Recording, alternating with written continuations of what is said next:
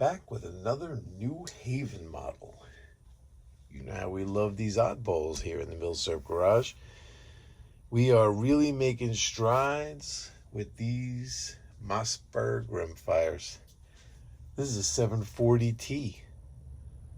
Let's check it out.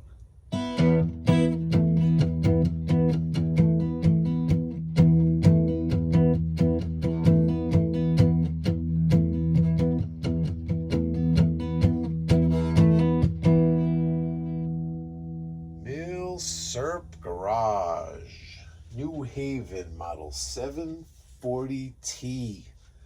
What we have here is a bolt action, chambered in 22 Magnum Rimfire. We finally found one of these. This is a recent acquisition. I was at a gun show. It was laying there on a table. Guy wanted $200. I gave him his $200. Sometimes it doesn't even make sense to haggle over some of these guns. Have been looking for one of these WMR chambered Mossbergs for a while, so I was glad to find it. We're going to take a look at the history of Winchester Magnum Rimfire a little bit. We're going to poke into the history of Mossberg beginning to chamber some rifles in this round. When it happened, they didn't get any credit as far as I'm concerned. Everybody got credit for jumping on this Winchester Magnum Rimfire bandwagon, and nobody was crediting Mossberg. They were right there at the very beginning. So we're going to cover that. We'll cover some different models. And first, let's just take a closer look at this guy. So it's has beautiful wood. This beautiful Monte Carlo stock. The wood on this guy is gorgeous, which is a little bit of an anomaly because, you know, the New Havens are usually the cheaper brands, you want to say. It's like the bargain basement brand for Mossberg. But in this case, I don't know. This looks like premium wood. And not only that, just even the way it cycles, the way the magazine comes in and out, you know, it feels like higher quality. It feels like they put a little extra into these guys. It really does. And here's the front sight dovetailed in. We're going to take a look at that. That's a good way to kind of like date these or look at like the different versions. And it's ready for a scope right here. It's got the mount for a scope. I didn't really feel like missing. I like the open sights on it right now. And if you notice, no finger groove trigger guard. It's another way. It's like part of the changes that were made during the different models. We have some screws here for an aperture sight if you wanted to go that route. Let's take a look at the scrolling. New Haven by Mossberg. Acro groove, of course. Made in USA. Model .740T. It does say that. I don't know if that's a mistake or 22 Magnum WMR. So I guess first let's just cover the different models where this guy started. I'll get out my list. Where's my list? What did I do with all that stuff? Right here it is. All right. First, let's take care of this. So this is our list of chronology of Mossberg firearms. Starting in 1919, we still have nothing on this first page. This is like a baseball card checklist. We really banged out this second page of rimfires pretty good here. We got a good deal of them, but never made it onto the third page until now. Here we are, the more modern ones. This guy was produced. This exact one here, this exact New Haven model was produced from 77 to 83. And you see on here, you know how we do with this list. It'll always relate where they came from. That's why I love this list because of that. It connects them, you know. So this is the same as the 640T Economy New Haven brand. Oh, the same as the 640T, Economy New Haven brand. So this is the Economy New Haven brand Same as the 640T. And if we kick back over here to the 640T, that was a low price point model sold through the box and hardware retailers. But if you see it, that was from 76, only in 76, that 1 year. And then in 77, New Haven took over as the cheaper price point. See though, so originally they had a 640T that was the cheaper guy in 76. That was named a Mossberg. And in 77, 77 might have been when they, just New Haven this guy, period. You know what I mean? And, but we have some history back here, so let's get back. I'm going to put this down here, and I'm going to zoom in on it. Then I have to go to my paper over here, so I'm pretty sure you'll be able to read that. So if we take a look, there were two models back in 1960 when this first came out. When we get into the WMR history, you're going to see that 1959 was when WMR hit the streets. So Mossberg was there at the very beginning, at its inception, with a 620K and a 640K. 620K was only until 1963. So the 620 was only from 60 to 63. It was a bolt action single shot. The 640K was the same rifle, came out in 60. Again, it was that first WMR. It was a bolt action 5-round repeater. There was also a 642K that came out from 61 to 63.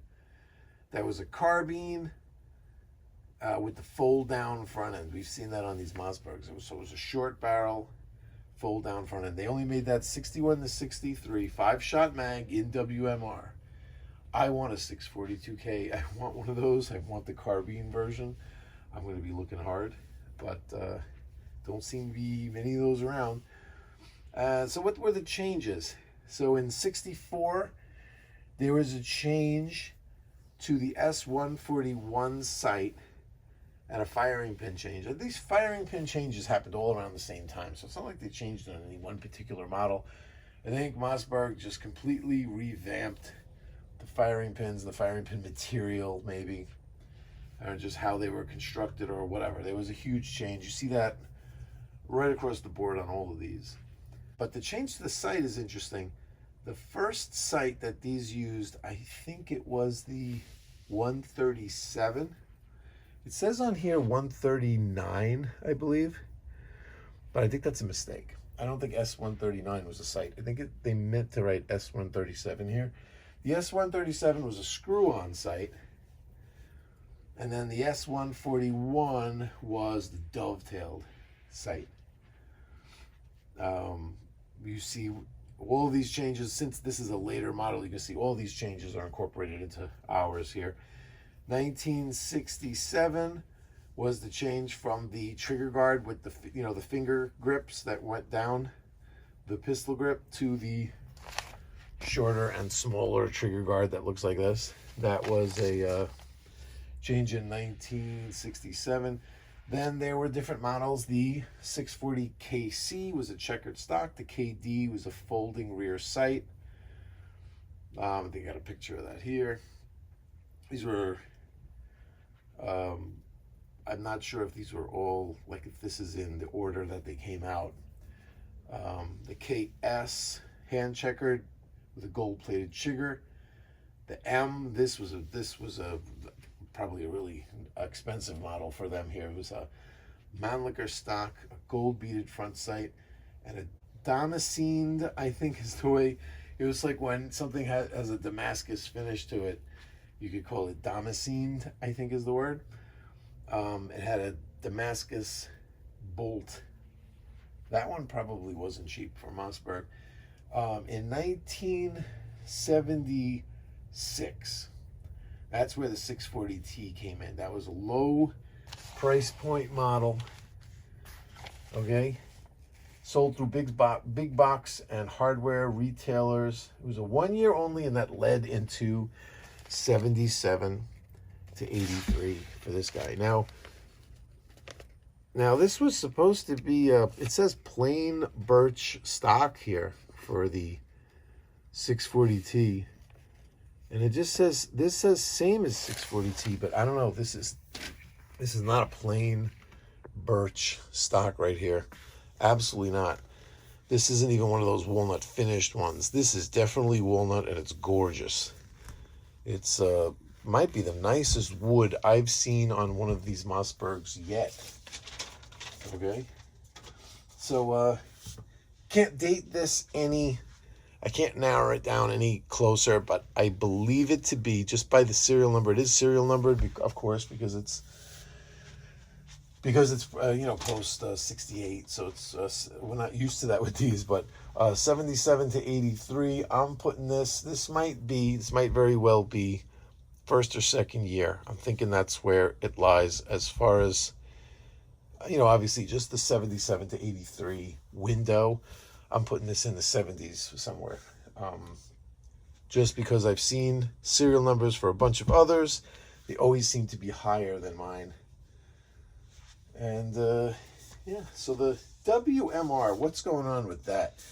We're going to be dabbling with this WMR. We're going to get into some crazy stuff with it, because we have an interesting firearm on the way, chambered in WMR.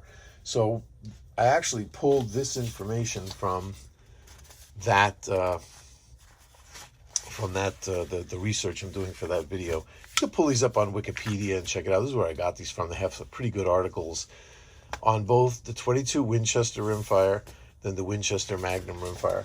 So basically, the Winchester Rimfire came out first, because this was way back when the 1890, the M1890, Winchester 1890 rifle, that was like one of those, you know, gallery pump rifles. You see that we did that rifle up here on the channel. You could take a look.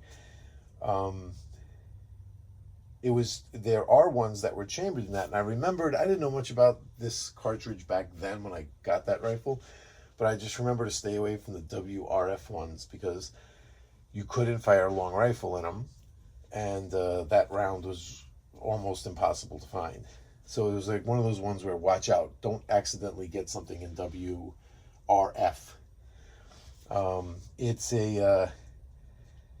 So it's identical to the 22 Remington Special. This isn't Winchester Magnum Rimfire, mind you. This is its predecessor, the WRF, Winchester Rimfire.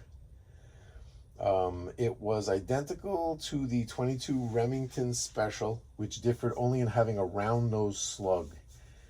It was a flat-based, inside lubricated bullet, which differs from the outside lube heeled bullet. This is one of the most important things about this round, is that it is not a heeled bullet like the short, long, and long rifle. It is very much different. And we could do a whole video on heeled bullet and non-heeled bullet. It's basically the heeled bullet. It fits around the outside of the case, where the inside lubricated bullet fits inside the case. It doesn't extend outside of the diameters of the case, and we could take a look at that later. Maybe we can find some pictures to show you. But it is a big distinction. And also, the Winchester Magnum Rimfire now, it is a true copper jacketed bullet. It's not that copper plated stuff that you find with the Rimfire, the 22 long rifle and shorts and stuff. It's not just that plating where with your fingernail you can dig into the plating right down to the lead, and that doesn't leave any copper deposits in the barrel like you would have to clean out from a center fire gun. This WMR actually does leave copper deposits. I mean, you have to treat this thing like you're cleaning, with the same type of procedure like you're cleaning a center fire rifle, because they are truly copper jacketed bullets. So when this was introduced, the Winchester Rimfire, this is way back with the 1890 rifle, it was the first notable improvement in the killing power of the 22 long rifle, and it was hugely popular. That they stepped up their game. But just before World War II, propellants and stuff they developed for 22 long rifle took a huge technological leap. That's where the high velocity 22 stuff started.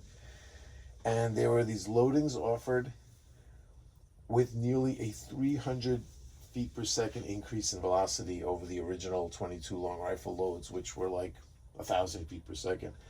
And this increase, and because the 22 long rifle is cheaper, is what killed the WRF. That was the end of that round.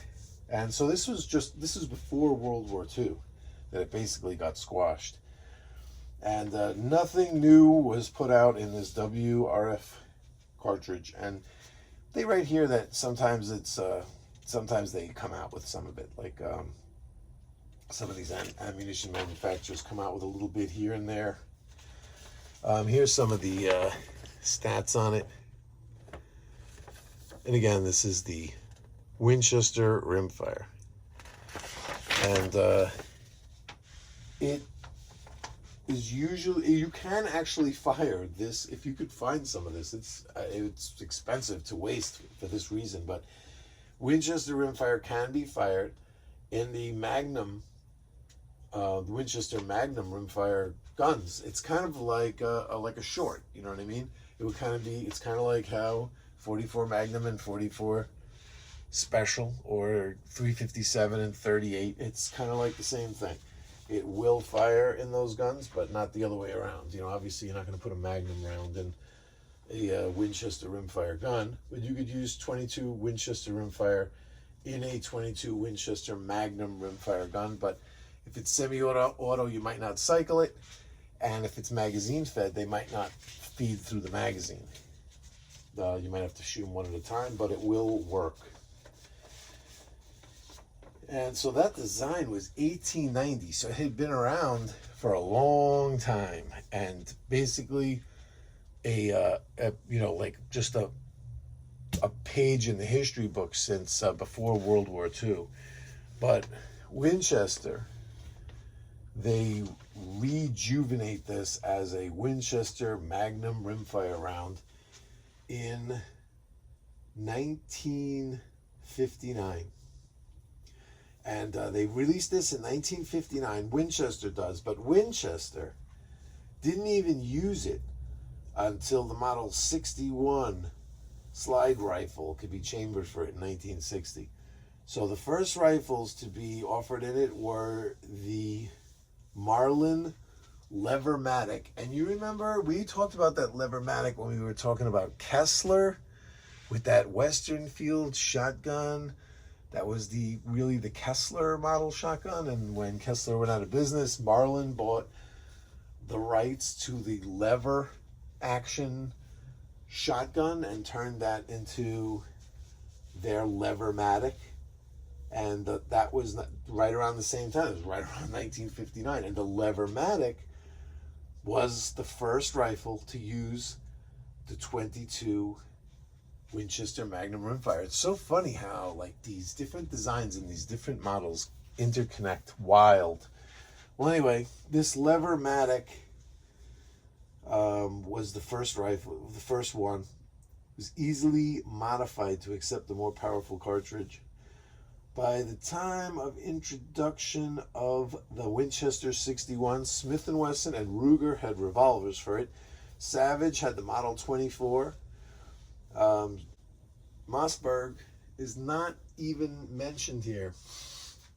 Why Mossberg was right there in 1959 putting together their 640K and their 620K. We had a single shot and a bolt action, magazine fed guns. Absolutely no credit. So yeah, like I said, if you want to read up the Magnum Rimfire here, this is a really cool Wikipedia article here. The only thing not cool about it is that it lists every single gun here using this cartridge, except for, they don't talk about Mossberg at all. I don't know what the story is with that, but they're talking about 77 to 85 Harrington and Richardson, Ruger. You got Ruger here, Marlin, Remington, Tanfoglio, Excel Arms, Savage. Then they go into revolvers with Smith & Wesson, Colt Taurus, Heritage Arms, Sturm Ruger, Keltec, AMT. I mean, come on. How do you not mention Mossberg in this? I think they should be sued. Well, anyway, the 22 Magnum Rimfire was definitely alive and well with this guy. And the tried and true magazine design here, awesome. So when I went to the range, this is what I fired out of it. It wasn't the most potent stuff that's around, because a lot of this gets up above 2,000 feet per second. But this is what I wanted to use to just baseline it. And our primers were getting hit nice. Our firing pin was hitting the rims here nice. Looking good. And let's take it apart. All we got to do is take it apart and show you what's going on inside. And show you some range action. The new range is it's pretty cool. I like it. It's just it's better to shoot at, but not as good to take video at. So I have some new techniques for taking video. I have both a helmet cam and a over-the-shoulder gooseneck mount. So you tell me how they look. I'm trying them out, you know. I'm just once again, it doesn't look like he had quite as much to drink as with the so-called cheaper, you know, earlier rifles, but that's what you get. It's routed, it's nice, it's bedded as good as it needs to be. I guess the bedding is really done through this part, and here's where the I guess you'd call that like the recoil lug. It's pretty important that that fits snug. Seem to do a good job with that. This wood is gorgeous though, and I haven't even like BLO'd that or anything. And then here's the action. As simple as these things are, we've been here before. This really, really strong piece right here. You could see this thick magazine mount right here is what really keeps these magazines from being trouble or problematic, because once this is all in the right spot, it's just screwed in with one screw. And the single shot rifles, all they do is just take this screw out, this piece off, and it's just like a ramp that they put in here. That's all. I don't think there's any other difference. And the fact that this channel right here in the magazine, this is pretty strong, and that rides inside this piece that's pretty strong, and the only thing holding it in is this springy piece here in the back. It's like a resistance fit, and every time is a perfect fit because of that, because of this, how thick that is. You can't even bend that if you wanted to. Adjusting that would even be tough. And it's just a very positive snick when it comes into place. And there's like no movement there. See that? So that's how you're going to get nice feeding. And you can see the spring down here will move down. The bolt will actually push the follower down. See that? Nice. This is an interesting design that stood the test all these years, that all these years later, here we are. We've been looking at these from the 50s or whatever. Now we're looking at one from almost 1980, around 1980, and nothing's changed here. So we're dealing with the same squeezy thing back here to get the bolt out. You pop that out. Gotta be careful with these. They're kind of fragile. You don't want to mess around with them. And see, this is that shroud right there that blocks dirt from coming in. They always seem to be bent downwards. I don't know if it's supposed to be that way. I always leave them alone, but I'll show you when we put it back together what you have to be careful of, how those things break sometimes. Now here, I'm not really sure what this does right here. It has a spring attached to it. I'd swear that over here on this side that this spring is supposed to be connected to something, and it's just kind of like hanging out over there. Maybe when the stock's in, it presses on the stock, holds it in place. I don't know. But I'm not really sure, like, what does this do? I was thinking at first when I looked at it, I was like, oh, is it one of these that pops the safety on every time you load it? And then it's not. So I'm not really sure what this guy right here does. I think maybe it's a safety so that the trigger won't work when the bolt is open. I noticed that it doesn't, and maybe that's what it does. Maybe that when the bolt is closed, it holds this down, and then that allows the trigger to be pulled. And it might be some, like a newer thing that I'm not used to seeing because it is a 1980 model. Maybe it's something that they added later on for safety that the older ones don't have. But the bolt sure looks the same. Nothing much really had to be changed here through the years. These things are so solid. And you see the firing pin. I can't push the firing pin up into where it would contact the round, because apparently something here needs to be, oh, there we go. I didn't have the bolt. I didn't have the bolt turned down. So that's what you find sometimes. You find like extra safety things. But yeah, this is the newer styled firing pin. So when you put this back together, number one, you want to make sure you line up the bolt body here, this part of it, with this shroud. Number one, to get it inside the receiver.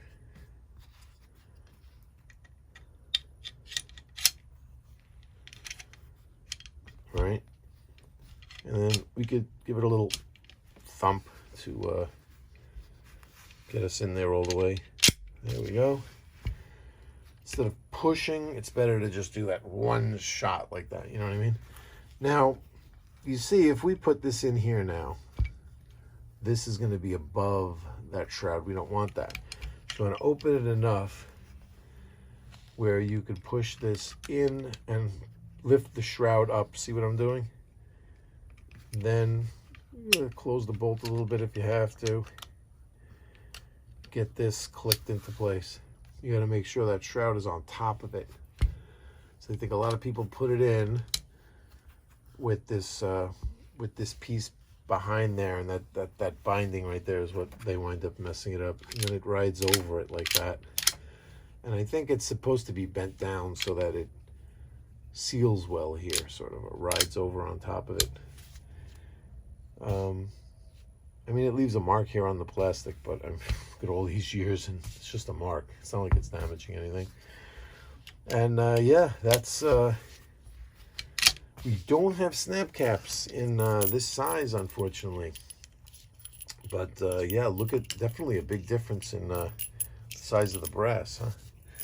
So shooting, how does it shoot as I rebed this thing? So we bed it with you, and then we'll move into the shooting. I like to, I'm not going back in here again after the video. Careful when you wipe these down, because there are exposed C-clips and the edges of springs. You don't want to get caught on anything, because you will, cause a nightmare for yourself if some spring just shoots out and flies across. You don't know where it came from. That's terrible. When that happens, it's terrible. Now it's like you have to do research, desperate research, instead of just fun research. Because now you need to know. Now you have the need to know. There we go. Clicks right into place. Again, see this bit? You got to use a bit like that. Don't use some skinny whack screwdriver. This is, what, as beautiful as this rifle is, somebody had to go in here at some point with the improper screwdriver, and so I got a little bit of a chewed up screw. But we certainly don't want to make it any worse if it is bad. And if it's beautiful, you want to keep it that way. You want to keep the screws nice. And by using a bit, you literally should be able to take the bit, even in a wide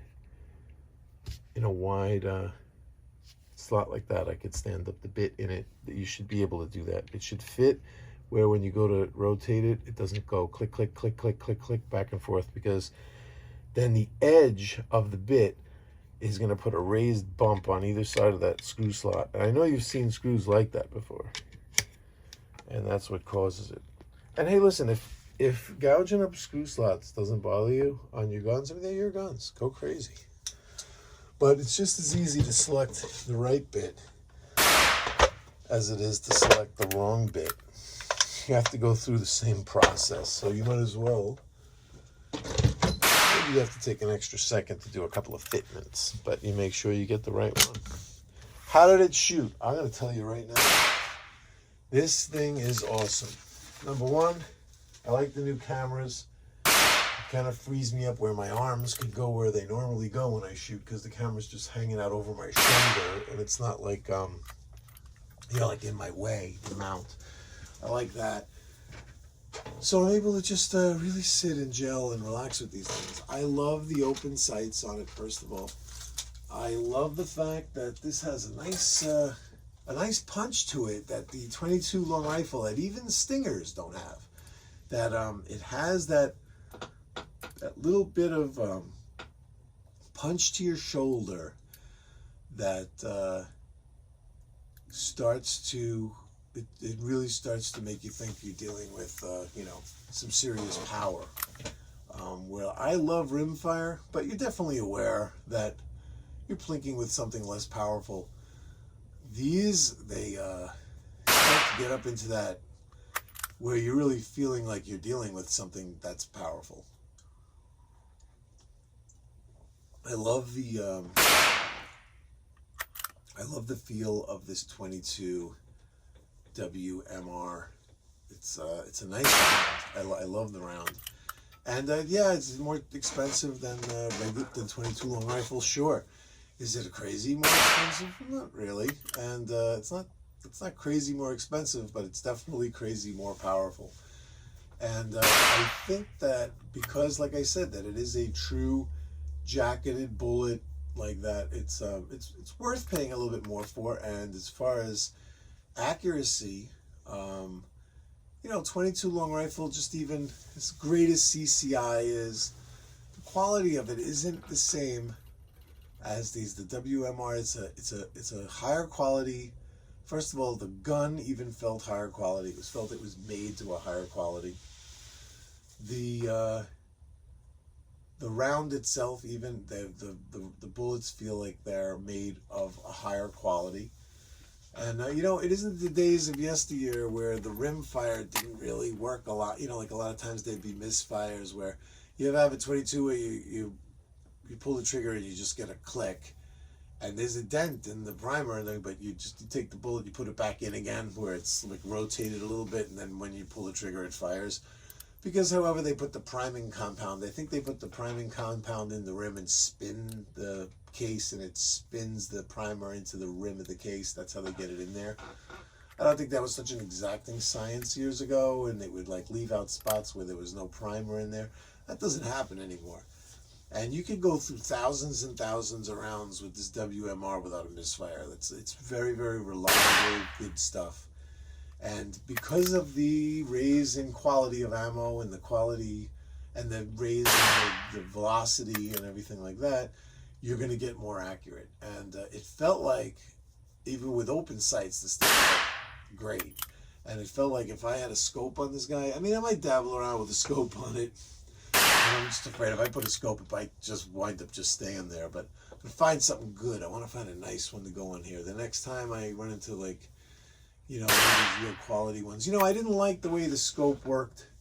You know, the one with the, I forgot what it was called, the iron sighter with the, what was that, on the 342, was it? I'm trying to remember the number. But it was just a couple of videos back where the scope came on one rifle, I swapped it over to the other. Maybe I'll try that scope on here because it wasn't working well. And since I like the open sights on here with those iron sighter scope mounts, maybe that'll work kind of good. But I couldn't adjust that scope. It wasn't zeroed, and I was turning the adjustments, and it didn't seem to be doing anything. But maybe if I just zero the adjustments again, screw them, they were screwed way out. Maybe just screw them back all the way in again to like a normal spot. Put it on here and just see where I'm hitting on the paper, and then maybe just by luck I'll just be hitting dead center. and I won't have to adjust anything, and it'll just be awesome on there. I think I might swap it over and give it a try, but it felt great at the range. I loved it, and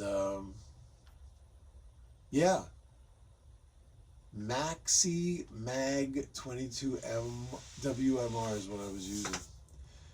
And check this out, one other thing. If you're really interested, I know I'm giving you this Wikipedia stuff, and you're like, oh yeah, thanks for directing me to Wikipedia for WMR info. But listen, I'm not going to sit here and do a whole history lesson on it, but I'll tell you this. I'm going to hook you up. If you're interested, you want more information, this is what you need. The American National Standard, ANSI, it's the SAAMI.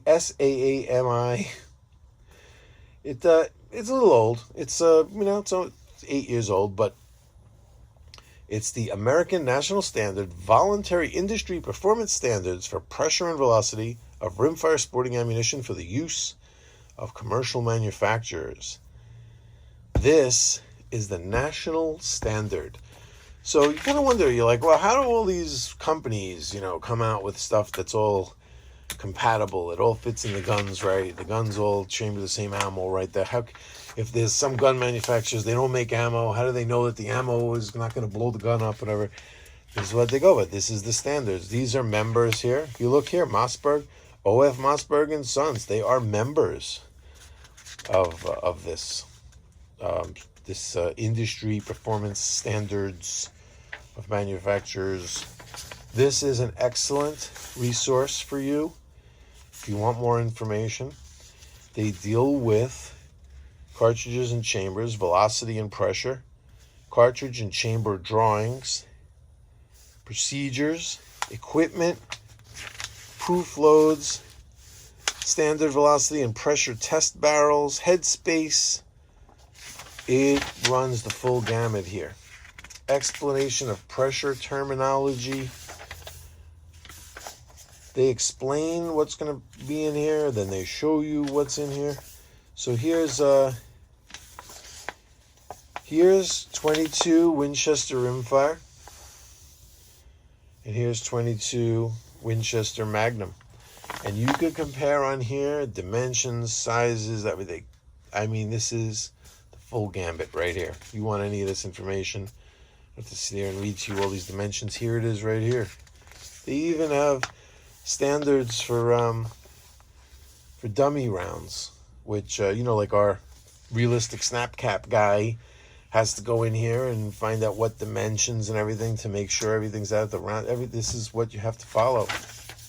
They have head spacing here. So here, short, long rifle. It's all rimfire. So I'm just skipping to the WMR stuff. If you want rimfire stuff, it's right here. You got everything here. Here's the headspace for Winchester Rimfire and 22 Winchester Magnum. So you see, that's how you know that you can chamber it, at least as far as head spacing goes. They're the same because they're lumping it together. They're putting it together here. And the numbers are identical. Then you have, again, they talk about transducer calibration. This is all pressure testing, like what you could expect these the pressure to be at. There's just one more part I wanted to show you. Was here. Oh, this shows the test barrels. Here's the Winchester Rimfire test barrel. Shows you what they use: a 6 groove, the twist rate, the barrel length. That's what, and this is and what they come up with. 22 Winchester Magnum. Was this just the 22? Yeah, so even Winchester Rimfire, they're still giving you information here for that. As obsolete as that round is, they're still in there giving you the info. So you could do a lot of comparisons if you really wanted to compare the two. 22 Winchester Rimfire and 22 Winchester Magnum. Again, they lump them together for headspace gauging, minimum headspace, maximum headspace. And I suggest you take a look. here's what you could title it, or I put this into a Google search. I found it where I could PDF it, and I printed it out. It's the American National Standards Institute headquarters is in New York. I mean, they got like a phone number for the place. You're gonna call them up. You got any questions?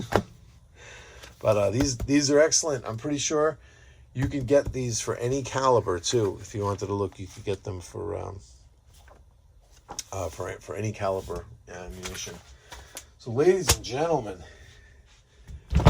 that is the New Haven Model 640T, and I am going to get half the number of views on this video that I would get if I called it a Mossberg. But like I've said before, I respect these New Haven brand names. I know when there's a guy that does a search for New Haven, I want to be the guy that pops up.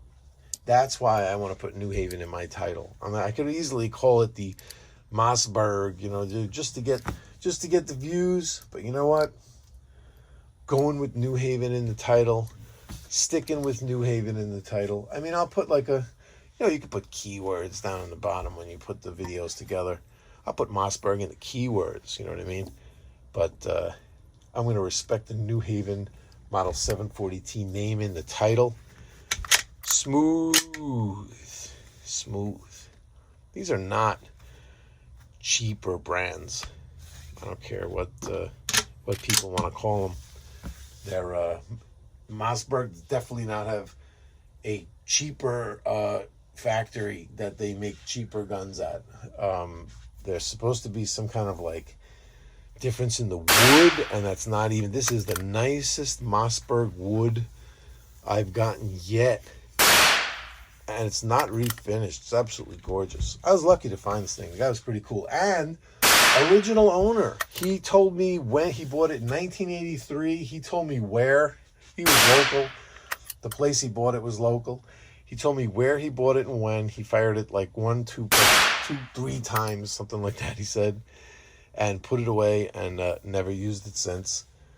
And he had bought that 1 box of ammo, and that's it. He's like, I put a box of ammo through it. I liked it. I put it away, and that's it. And he was selling it. And it certainly looks that way. I mean, there isn't even like a nick in the wood.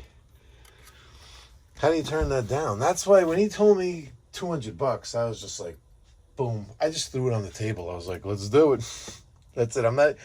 Sometimes you can't. You feel like it's bad karma to even try to bargain with a guy. I'm going to tell him 200. Nah, I'll give you 180. I could have bargained down to 200 is the way I look at it. And this gun show, I want this show. It's a very, very small show in like a very, very small venue that they have 3 times a year. And I feel like I'm supporting them too. You know, I want them to stay. I always feel like I have to get something, but it was really cool to find something this nice. And so what do we got on the horizon? The air guns. Yeah, I'm taking a break on the air guns because I had another one to do, but I wanted to throw this in the middle because, man, the views on the latest, the last air, the Daisy Model 200. Woo! Nobody cared about the Daisy Model 200. But I got one more to do. And Walnut and Steel, the channel that is very much like this. If we definitely should be collaborating. Our channels have basically the same kind of subscribers. I like this guy. I've been watching this guy for years. And Walnut and Steel is going to take in the Crossman 1377. I'm sending it out today, hopefully. He's going to take it in. On his channel, he is going to refurb it and get it going again. And I'm going to ship it back and forth. He's going to take care of the refurb and have some content for his channel. And whatever, I'll link it there. I'll do another video when I get it back, shooting it at the range. And with dimensions for each other, really, really good. Get a little cross-channel collaboration going to have all our subscribers meet each other's channels. And yeah, so that'll be going on in a couple of weeks. And we'll do another airgun video there on that. But I wanted to just get in there with this guy because, number one, I think I might have fallen in love. I love this thing. And number two, Sometimes I feel like you need to break it up a little bit. That maybe it was too many airgun videos in a row. So we'll see you all soon. I'm going to come back. All right, the next video will be the last airgun that I got for you for a while. I'm going to cover that one. And got a lot of really cool stuff on the horizon. I'm still doing some crazy research. Got some of those intimidating ones coming up where I'm just really not even sure if I'm up to par to even dignify some of these with a to be as dignified as I need to be to do a worthy video on some of these examples. Some of them, they're intimidating, but I'm working hard with the research, and it's going to be an interesting winter. See you all soon. Take care.